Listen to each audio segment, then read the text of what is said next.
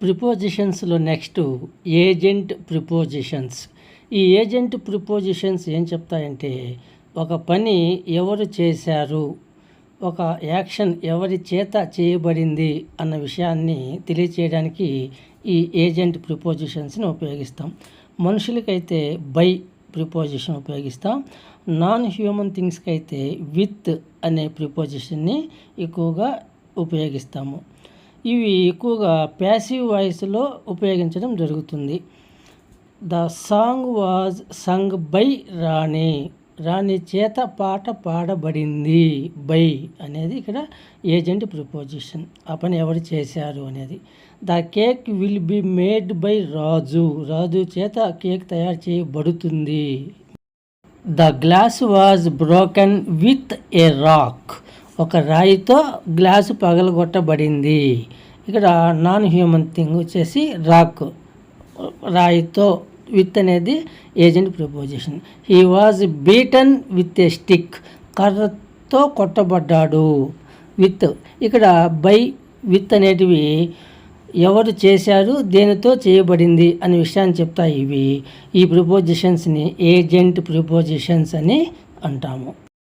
Next dyadic prepositions.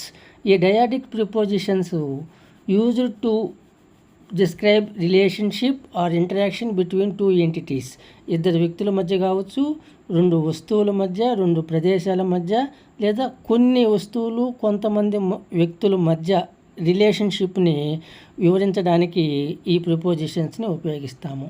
Between, among, from, to, beside ఈ విధంగా ఉంటాయి. ఎగ్జాంపుల్ చూద్దాం. The agreement was made between India and China. India China అనే రెండు దేశాల మధ్య ఈ ఒక ఒప్పందము కుదిరింది అనేది ఇక్కడ బిట్వీన్ అనేది ఇక్కడ dyadic preposition. He is recovering from fever. అతనికి ఫీవర్కి మధ్య ఇక్కడ ఫ్రమ్, ఫీవర్ నుంచి అతను కోలుకుంటున్నాడు. ఫ్రమ్ అనేది ఇక్కడ dyadic preposition. They will go to movie. ఎక్కడికి వెళ్తున్నారు వాళ్ళు? మూవీకి వెళ్తారు.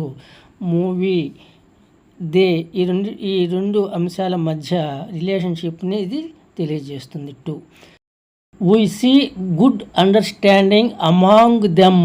వాళ్ళ మధ్య మంచి అండర్స్టాండింగ్ ఉంది.